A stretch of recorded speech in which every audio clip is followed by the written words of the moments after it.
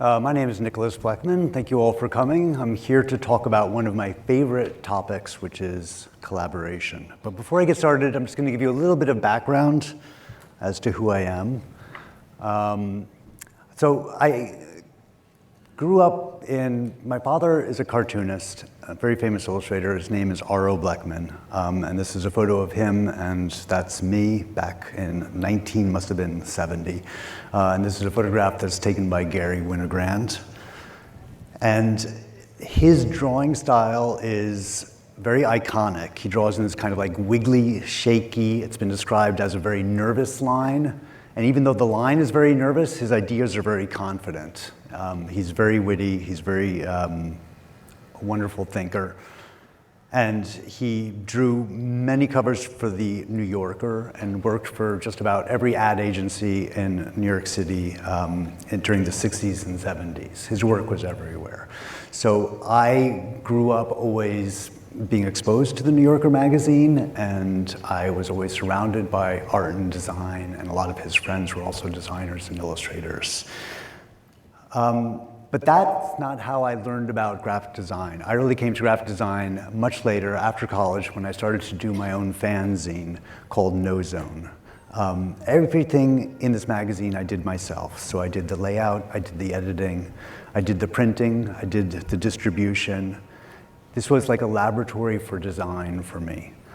And it was a space where I could experiment, and I could also voice my rage at the political system. So it was kind of like a cri de coeur.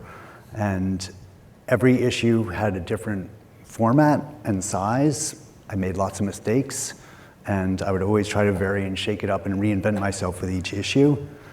And I also changed theme from issue to issue. The Empire issue came out during, right after September 11th, and was kind of my reaction to the Gulf War and the invasion in Afghanistan. As I was doing this magazine, I was reaching out to many different illustrators and cartoonists and designers, asking them to contribute. So I had complete freedom. I existed at the fringe of mainstream publishing. The problem with this model is that because I had no advertising, because I had like a circulation of 1,000, it was kind of like a self-defeating proposition, and I could not sustain it for very long. But as I was reaching out to these different people, I was kind of building a design community, and I was art directing before I even knew what the term art directing was. So even though I made a lot of mistakes in the process of making this, I think that was the point, a place where I could have complete freedom. The last few issues were then picked up by Princeton Architectural Press. So at some point I realized there's no way I could continue doing all the shipping and selling it to all the different stores myself. And I had this tradition at the end of every issue, the very first issue I would always send to Stephen Heller. Stephen Heller at the time was the art director for the New York Times Book Review, and he was also an educator and a design writer, and to me he was like some sort of a design god. And he published just about every single book on graphic design was published by Stephen Heller. So I would take the first issue and I would send it to him, and eventually Stephen Heller asked me to come and work at the New York Times op-ed page. And this was, to me, like a dream come true. I first started just replacing the art director that was there when she was sick or when she was on vacation, and then eventually I was given the job. And so overnight, basically, I went from the fringe to kind of working in the mainstream. And with this more powerful platform, it allowed me to reach out to much bigger designers. So this is an illustration that Paul Rand did, an illustration by Brian Cronin and Barbara Kruger. Then, because it's a daily, and I was publishing always on deadline, after a couple of years, I burnt out, and then I had my own design studio. And then at some point, that was also a kind of burnout situation. And then I was asked to return to the New York Times, and I was art directing the Week in Review section, which is now called the Sunday Opinion. And these are some of the pages that we designed. Even though it came out with the Sunday edition, it was always kind of put together at the last minute on Fridays, and I would get home at around 3 o'clock in the morning, totally wiped out. So that was, that was a very intense kind of design experience. I then graduated to the book review section, replacing Steve Heller as the art director for the book review. And this was the second dream coming true, was being able to art direct the book review. And I think, as you can see, I just had tremendous freedom to work with different illustrators and designers and to do whatever I want on the cover. The only limitation is that the article itself, the review of whatever book was being described, had to be somewhere on the cover. Now, if you look at the book review covers, it's just a piece of art and a headline.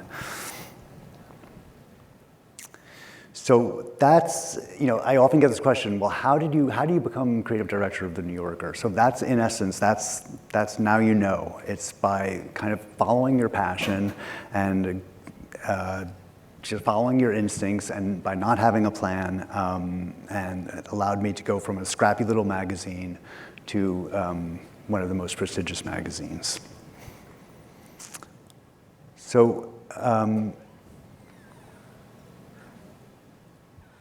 now I'm going to talk about my favorite subject, collaboration. And I want to make a distinction between cooperation versus collaboration. So this idea of cooperation, first of all, there's this myth of you can do it by yourself. You can totally go solo, and you can, but you run into all sorts of problems, and you rely on tech support, and things go wrong, and it's difficult, and we cannot work in complete isolation. There is this myth that the Romantic era gave us of this genius kind of charting his or her own course, and I think the reality is much closer to this anxiety one senses of how to fill that empty space, that blank sheet of paper. So this is a drawing that Christoph Niemann did, and he's also one of my partners that I collaborate with most frequently, so you'll hear his name quite a bit. But this solitude, this fear of failing, of not being able to come up with a brilliant idea, is something that I think that all creative people experience at some point. And it's a fear that was so strong in me that I always sought out collaborations. I always wanted to work with other people to foster some sort of a kind of exchange of ideas. Yuval Noah Harari writes that sapiens were in the middle of the food chain. There was nothing exceptional or unique about humans. We were just one animal of many. But at some point, things shifted, and humans were able to cooperate in large groups flexibly with others. And yes, there are lots of other animals that kind of can cooperate. So wolves cooperate really well together, bears, apes do. But the difference with humans, according to Harari, is that we can collaborate or cooperate with complete total strangers. And that's a bit of a game changer for us. And what allowed us to put us at the top of the food chain as a predator rather than the middle. Flash forward 100,000 years, I get a lot of emails each week asking to collaborate with me, let's collaborate, I have a collaboration offer. And I just want to, this is always one of my pet peeves, I just want to be clear, this is not a collaboration. This is somebody saying, let's work together, which is very different.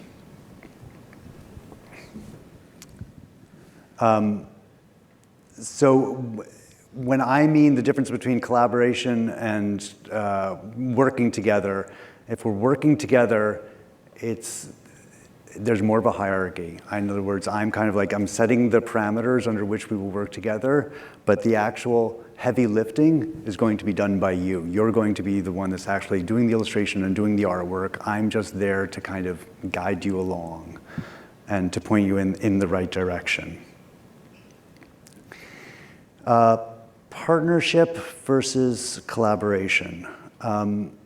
So collaboration has become a buzzword in the industry in the past, I don't know, a couple of years. Everybody is talking about collaborating. And it's more of I see it as a marketing trend. So for example, Carhartt will collaborate with APC, or J.Crew will collaborate with Engineered Garments.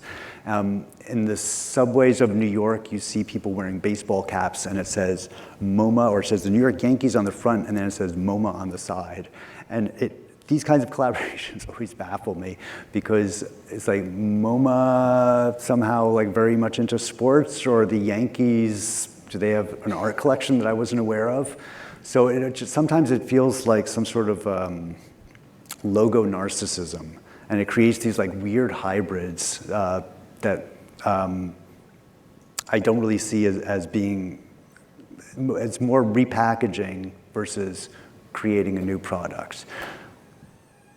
So I think if it's done right, if two brands can kind of come together to create something new, that's when it becomes interesting. So it's at that intersection between these two different groups where I think something exciting can happen. So it's the sum of the parts become more than the individual thing.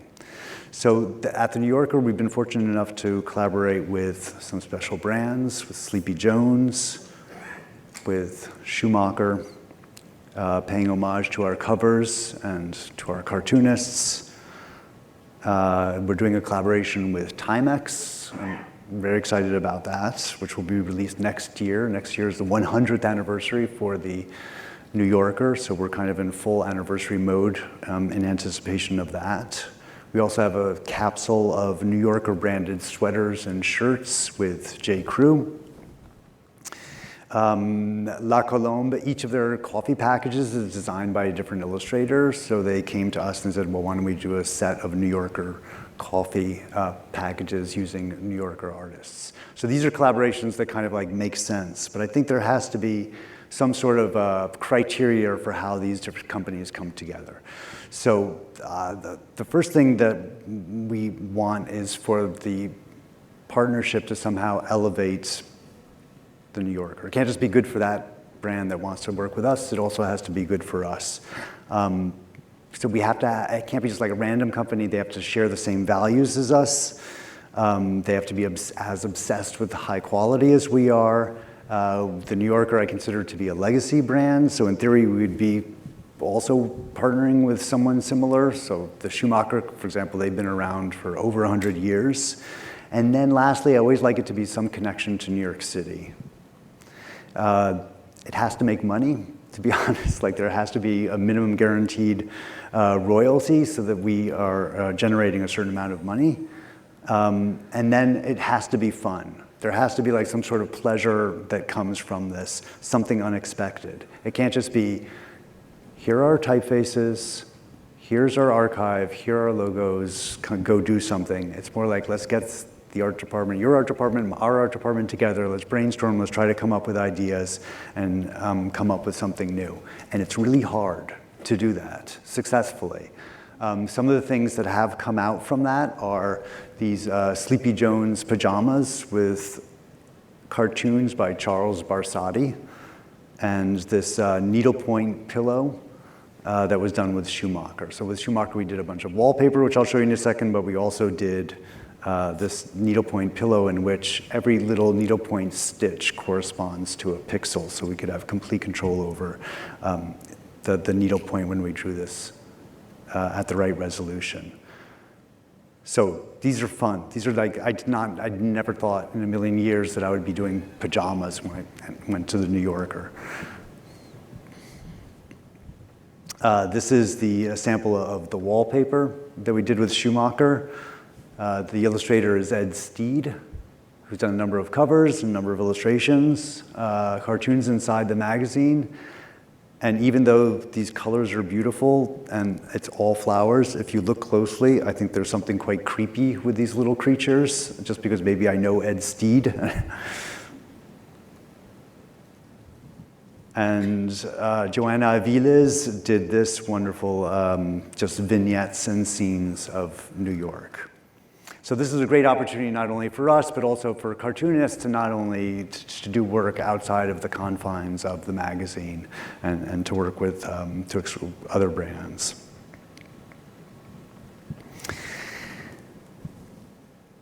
So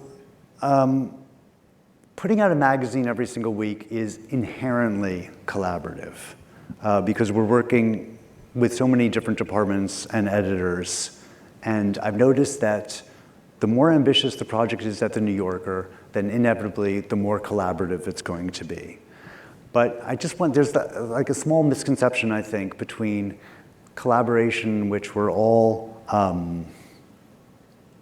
working together as a team to get something done, and collaboration where everyone is actually a creative director. Everyone has a say as to how the project is going to unfurl. So I kind of think of that as what we do at the New Yorker on my team is more of like a vertical collaboration because it's top down. So somebody's telling us, these are the articles you're going to be working with, this is what the art's going to be, whereas a more horizontal type of collaboration is in which everyone is kind of calling the shots and everyone has equal say. And those types of collaborations I find much more difficult to manage.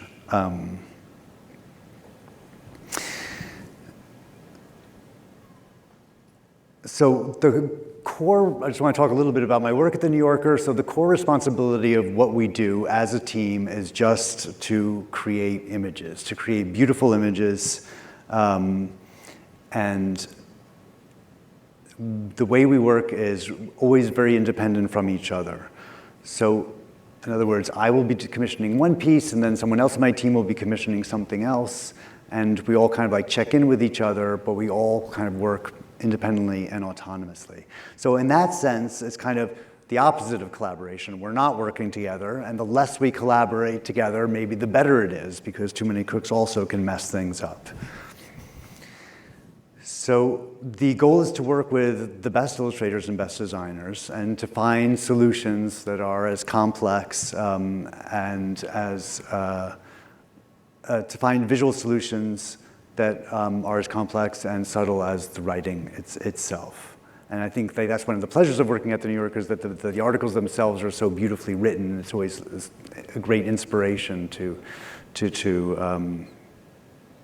us to try to like find solutions. And the themes vary greatly from politics to social issues. This is a beautiful drawing by Sophie Hollington for an article by Elizabeth Colbert on whales and how they communicate with each other. So this piece is itself on penis enlargement, is itself a collaboration between ProPublica and the New Yorker. So it's a partnership between these two different media firms. So it will launch in the New Yorker on the same day that it'll go live online at ProPublica. And the art for this was done by Maurizio Catalan and his team. And he's an artist, but somehow the photography department always handled or worked with Maurizio Catalan because ultimately he shoots their photo illustrations. So this was also a collaboration between the photo department and the illustration department where we were both coming together, talking to Maurizio, trying to find a solution for this challenging problem of the challenging problem of penis enlargement. Trying to find a convincing illustration for these kinds of topics, I think, is difficult. So our roles are increasingly overlapping and interrelated as we produce stories that exist in different places. So for example, the New Yorker for many, many years was just a print magazine, and so many of our readers didn't even know that the New Yorker even existed online. And now we have a really robust website and digital offering. But the art, the translation of that art, trying to get the art to work in many different places is always very difficult. So this is our redesigned website that we relaunched, I think, earlier this year. And the top of the home page is just a single story. For years, it had been multiple stories, and you can click on whichever one you want. And that's how The Atlantic is, and that's how the New York Times is.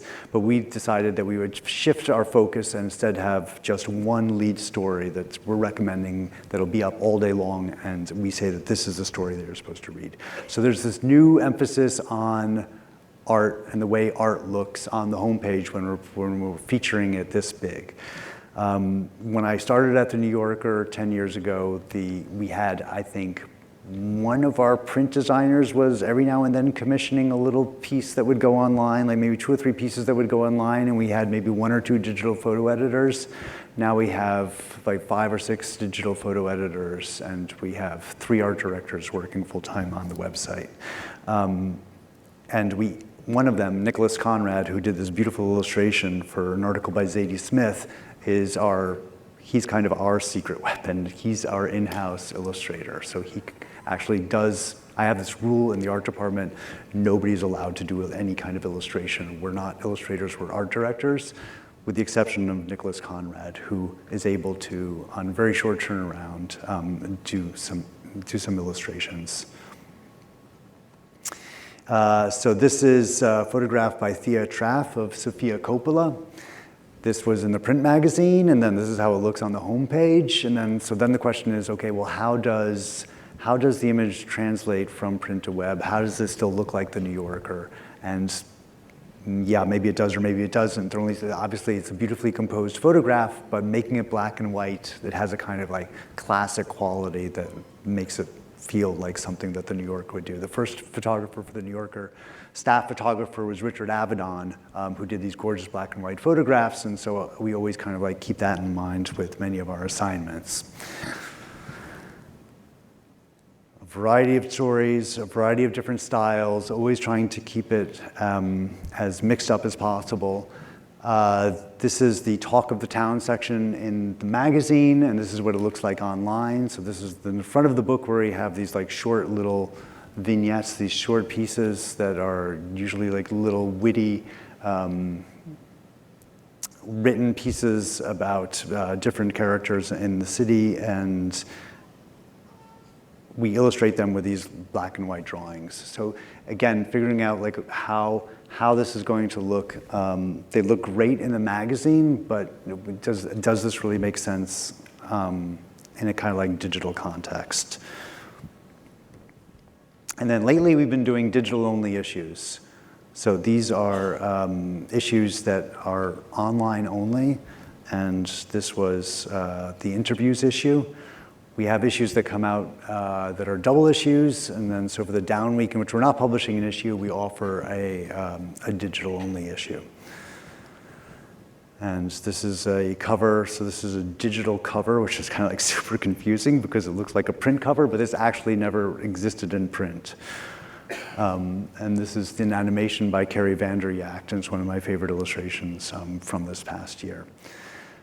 So this is interesting because this is all the covers are done by Françoise Mouly. She's the covers editor, and as in the art department, we do all the interior illustration, and then the web does the digital illustration, and now for the digital issues, we started doing some of the digital covers. So I think things are opening up, and departments are collaborating, working with others, departments in ways that they hadn't before. Online, we can get away with murder. I feel like this is our food issue, and I feel like a number of different rules are being broken here in terms of like the all tracked out, all caps neutra face. That's something we would never do. This insane blue background, putting the logo in a yellow circle is also a big no-no. But I love to give the web team, and this is Nicholas Conrad and Aviva Michailov and Aurora, they do this, and I feel like it's their mandate to try to push it as far as possible in terms of like shaking things up. But it's kind of like this coming out with an online issue is very much new territory for us. I can't give a talk about the New Yorker without talking about our iconic tote bags. So many people think that actually the New Yorker is a tote bag company that happens to put out a magazine each week rather than the other way around. The tote bags, in order to get a tote bag, you have to have a subscription to the New Yorker. So that's been the model for us to sell subscriptions, was to create this iconic tote bag. So the tote bag that's the large type on white, that's called the control bag that you see quite, I haven't seen any in Miami yet, but you see them all over in the subway of New York. And then the green one and then the Ed Steed one are just kind of like variations on that control bag. And then we've tried various other totes by different illustrators. The pigeon is by Lucy Gutierrez, and the yellow one, which is my favorite, is by Tim Lehan. The New Yorker Festival is another area in which we kind of like, in the art department, we go outside and we start collaborating with yet another team, the events team. This has been going on for now in our 25th year, so we're about to launch our 25th New Yorker Festival. And each year we have to come up with a completely different identity for the for how that particular festival looks. And the festival is kind of like a very special moment for the New Yorker, in which all the different writers, from Jennifer Egan to Gary Steingart, Seth Meyers, Jonathan Franzen, at the next one, Julie Merutu, the artist, will also be speaking, come on stage. And for that, just before people come on stage, we do a short animation that kicks it off as people walk up. And this to me is like it culminates, like the design that we do, whatever the identity and work we do throughout the year for the festival, it kind of culminates in this little animation. So I'm just going to play this one for you.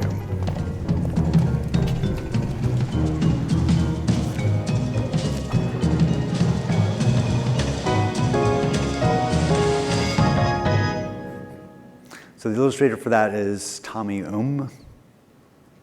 And this year we have,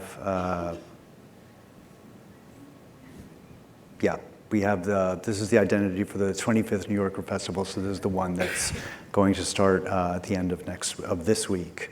And the illustrations are done by Liana Fink. And I've got to say, everyone who looks at this is like aghast by the pink. They're like, wow, that's really intense. And I have to say, it's very Miami. And this was fun for us because in the world of cartooning and illustration, there's like a hard line between those who are doing illustration and those who are doing cartoons and those who are typographers and designers. And Liana Fink I put in the category of cartoonist as opposed to illustration. So it was really fun for us to go outside and to work with a cartoonist. We also have podcasts. So podcasts are a huge area of growth for the New Yorker. And so in this case, we work with the Condé Nast audio team to develop an identity for each of our podcasts. So we have our kind of like premier podcast, which is the Radio Hour. And then we just recently launched the Critics at Large and also the Political Scene, are fairly new podcasts. So each one of these needs a look. It needs to look like the New Yorker, but it has to have its own identity. It has to work really small on your phone, obviously. So these are all sorts of like design challenges outside of the magazine that make us collaborate with different teams. One of the most significant podcasts, so I just want to go back and say that the In the Dark team, which is an investigative journalist podcast, recently joined the New Yorker. And they just released their new season, which talks about high-profile war crimes, how high-profile war crimes prosecutions in the U.S. have failed to deliver justice in the sense they have not prosecuted anybody. So this is an entire podcast about crimes that took place in Iraq and around 2005, 2006, specifically in Haditha, and massacres allegedly that were done by the Marines that were then investigated, but actually no one was actually punished. So for this we had the podcast, of course, but we decided to do an immersive, interactive visual documentary to go with it.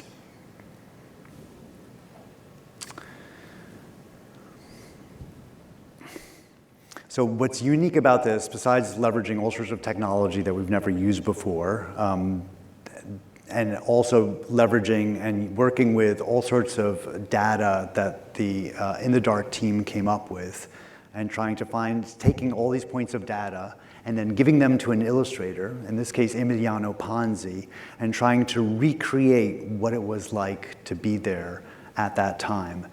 And what is particularly ambitious about this is not only is it from it's not one point of view, we actually try to show it from different points of view of different people. So from an Iraqi boy who was there at the time, or from the point of view of a Marine who was there, or from the point of view of an Iraqi soldier who was working alongside the US Marines. And then this also comes with a huge database of all the war crimes. So it's hugely ambitious and hugely enterprising, and if you haven't seen this, I can't recommend it strongly enough. It's really quite something. And I also will say that if this represents the pinnacle or the future of what we can do as a kind of like news organization in terms of like visual storytelling, then I would have to say that the future is so collaborative. This involved work, yes, with the interactive team, also with the podcast team, with our web designers. It was just a huge amount of work. And I also am very pleased with the fact that illustration was used to tell the story, that it was not done in some kind of like photo collage way, that it was really like, I think it's a testament to the power of illustration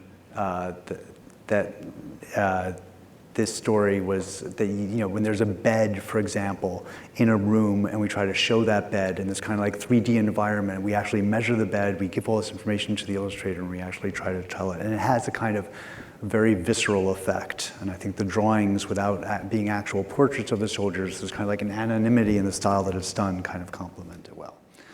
Okay, so now I want you to forget everything I've said about collaboration, and I want to start all over, and I want to talk about collaboration by necessity and the kind of how I came to be a kind of like collaborator. So that's kind of like the work side. So the New York Times Magazine has this one special issue. They come out every year called the Year in Ideas. And they had this idea that there would be a huge blackboard drawing of all the different inventions and ideas of the year, and that we would do a drawing of it. So they asked a friend of mine, Brian Ray, to do the illustrations. And he had about a week. And he was anxious about covering such a large surface at such a quick turnaround. So he asked me if I would help him.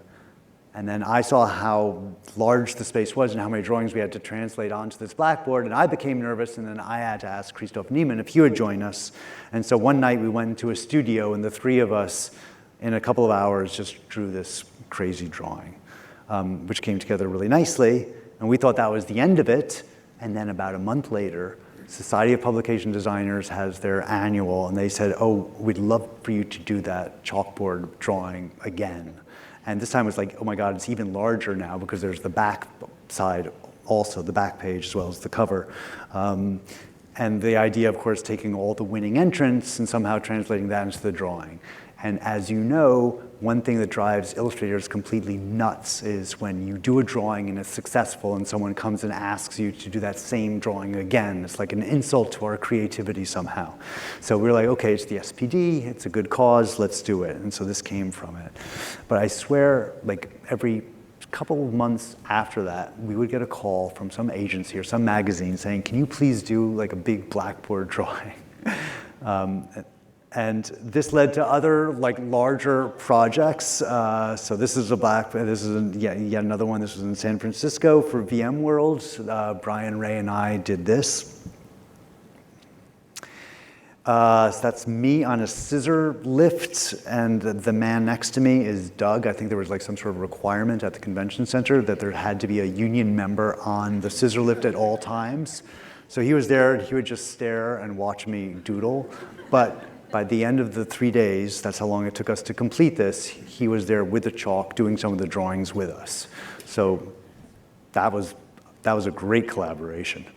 And just to show you that I don't always work with chalk, this was done for the Art Directors Club. We also with Brian Ray, we used black tape. And we just like covered the surface. All we had as an idea was, let's just draw a city and we'll put faces on the buildings. And then from that simple idea came this elaborate drawing that we did with a bunch of students for a workshop. And if you come to New York City and you come to my office on the 38th floor, you'll see I take a Sharpie and I do little doodles on the walls of the New Yorker. And I do these also with Christoph Niemann. So when Christoph Niemann comes to New York, he lives in Berlin, I always give him a Sharpie and he does a little doodle. These are all kind of very mysterious drawings about the inner workings of the New Yorker that a lot of the references I myself can't even explain to you. Okay, so now creative collaborations. So this is kind of like, when I think of collaboration, this is, I feel like, the heart of what I have to say, is that with Christoph Niemann, we decided to form a group called 100%. And the idea was we would do a bunch of books, artist books, one-off artist books together. Each book would be a different percentage point, and so there'd be like 20% and 30%, and then add it all up, and then at the end of the project, we'd have 100%, and that would be the complete library, and we'd finish publishing. That was the concept, at least. The idea was that each one would have a theme. So Christoph and I would have these incredible fights over coming up with what would be a good theme for one of these books. And of course, whatever the theme was, we would have to like end up drawing and working on it for the next couple of months. So it was like a real commitment. I remember at one point I was obsessed with the idea of noses, probably because I have a big nose. And I was like, let's do 100% noses. So many jokes in the New Yorker are like people with big noses. And he just thought that's the stupidest idea I've ever heard. And to prove it, he did a little book of noses and gave it to me and said, look, here's 100% nose, it's done, let's move on. So of all these different ideas, we ended up on 100% evil. And this was done quite a few years ago. We shared a graphic design studio in Lower Manhattan, and it was not too far. It was in Chinatown. It was not too far from the World Trade Center. September 11th happened, and then the following wars in Afghanistan and then Iraq. And we just thought, okay, evil, that's going to be our theme. And this is the book that came from that collaboration. And I want to go through some of these pages to kind of explain how we work together. It was really, I do a drawing, then he would do a drawing that would kind of not be a response to it, but he would just do a bunch of drawings on the theme of evil. I would do a bunch of drawings on the theme of evil. Half of my drawings, he would say, no, these are bad, and toss them out. And then drawings that he would do, I would kind of pick the ones that I thought were better than others, and we'd just go back and forth between us.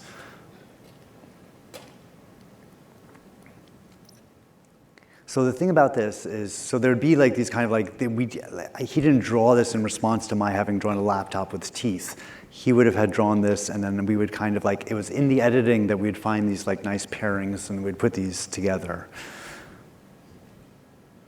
But I think the important thing here is that just working in black and white, the important thing, well, there's several important things. First of all, is we had very clear rules. This has to be black and white, and then we'll use just like one color, like one spot color on top of that. So those were kind of like the rules that we had set up, and I feel like if you're going to be in a collaboration with someone else, there has to be like clear guardrails as to how that collaboration is going to happen. And to this day, there's some drawings here, and I don't know if Christoph did the drawing or if I did the drawing.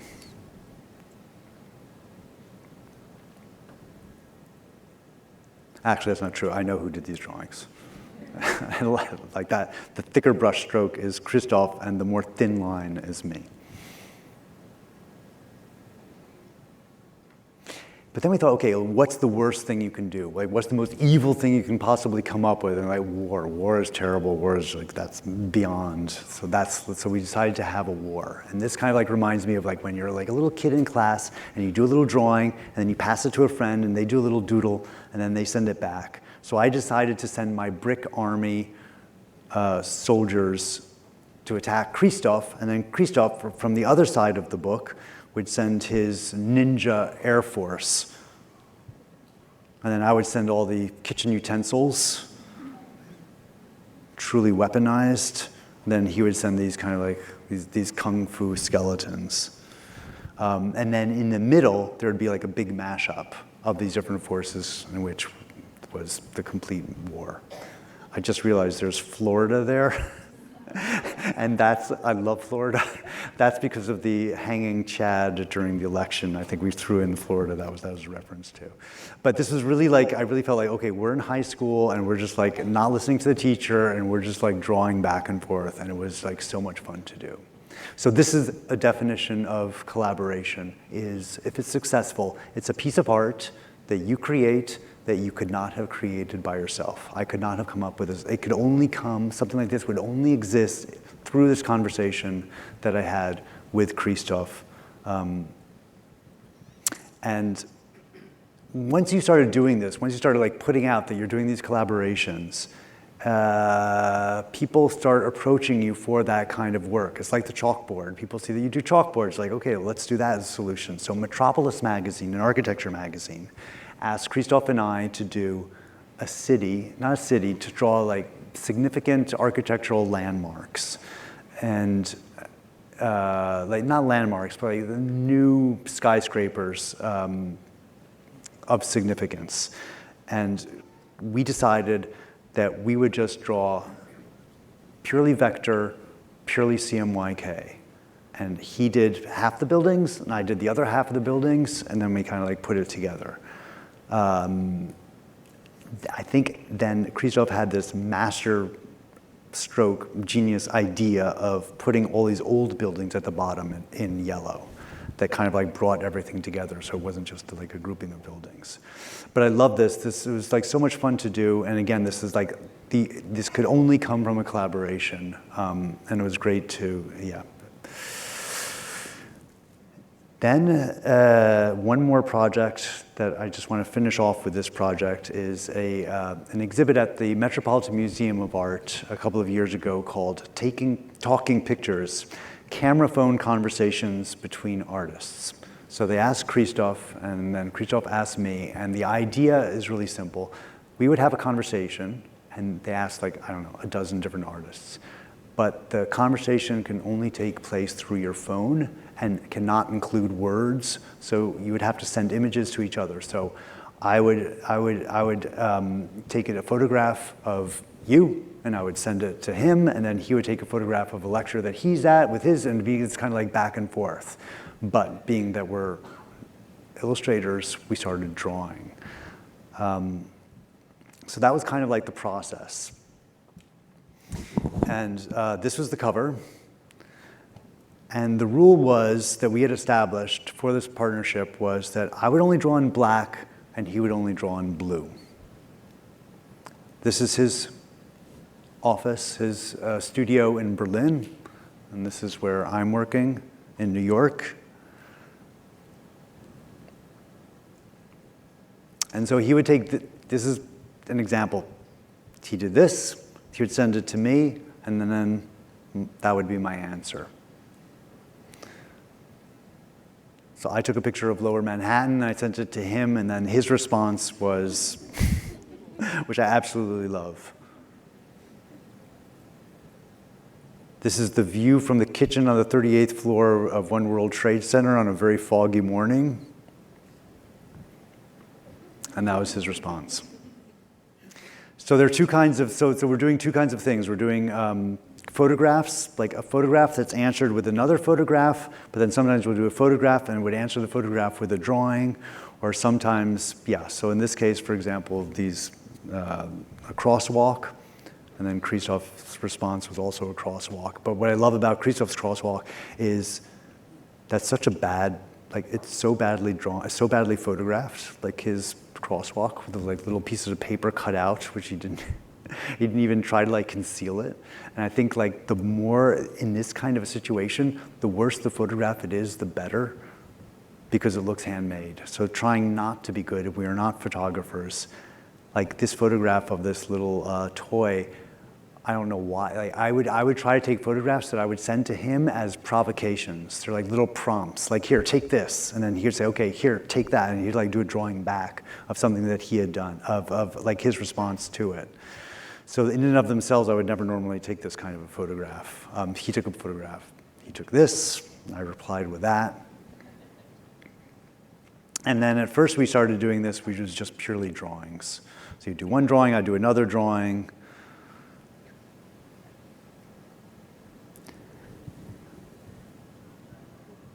That's my living room. Christoph's head, my head. And I love how abstract these are. And I love, there's like a certain freedom that came from doing these, that we're not trying to illustrate anything per se. It was just like a visual response to something he had done. But we still go through that process of like, I would do a drawing and then he would look at it and say, no, I don't like that, do another one, and vice versa. So we were constantly in check, and even though we were competing with each other, trying to like show, look how clever I am, so there was that too, and that's another great aspect of a collaboration, is that you're always trying, there's this process of like one-upmanship, you're trying to impress the other person you're working with. It also drove us, kind of like, I feel like it lifted both of our standards in a way.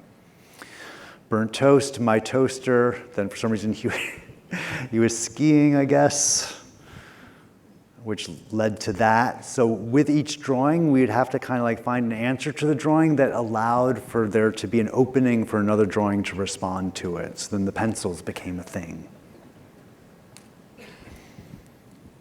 A visual pun just on the shape. I love these bagels, smoked bagels coming out of the, and this is like a subway near where I live in Brooklyn, and I just absolutely love, and I just knew Christoph would have fun doing something with it.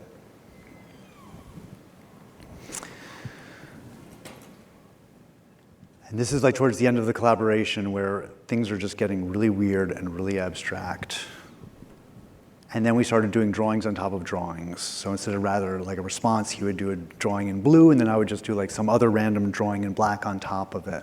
And that became a different method. So as soon as like the rules became boring, we'd like figure out different methods of working in order to shake things up. And then each book we stamped with a little print. So I had a black rubber stamp, and he had a blue rubber stamp with a blue ink pad. And each book, if you bought a book, we produced a book for the exhibit, would come with one of these little cards. So I show this just because I think it's just a wonderful metaphor for collaboration that's kind of like back and forth.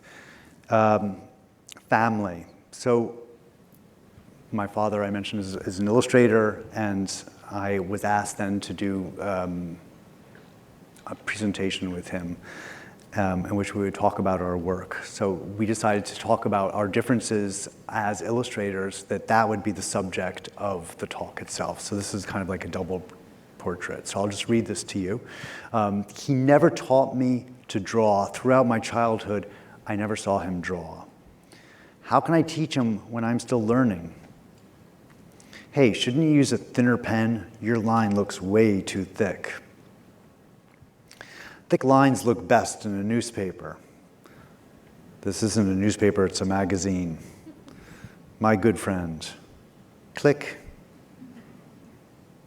So eyewear, black designer glasses. My eyeglasses are small, like my writing. Typography, trade Gothic Condensed, my favorite typeface. I like to hand letter my type. This is Dido. I do most of my reading underground. Now I'm reading memoirs, Gary Steingart, Edmund de Waal, and Roz Chast. The Leaning Tower of Pisa. I mostly read at night. At the moment, I'm rereading Michael Bulgakov's Master and Margarita. He's always reading some crazy Russian novel. Fashion, he provides me with great hand-me-downs. That's my jacket, but take it, it doesn't fit me anymore. Obsessions, I love Japanese Transformer robots from the 70s. I collect the books of Virginia Woolf. This is how I draw a line. This is how I draw a line. This is how I draw a hand. Sometimes I forget a finger. This is how I draw a hand. This is how I draw a nose, big like my own. This is how I draw a nose, except for women and children. This is how I draw shoes, and this is how I draw shoes, unisex. So, Manifesto. So just a few points. I think the most important thing in doing any kind of a collaborative project is to find the right partner. And I think that's really the hardest thing, to find someone who kind of totally shares your vision, your way of like seeing the world. And I think there has to be like some sort of a symbiosis, like between the way that you work. And you have to, finding the right person with the right kind of chemistry is a really hard thing to do. There are lots of risks that are involved.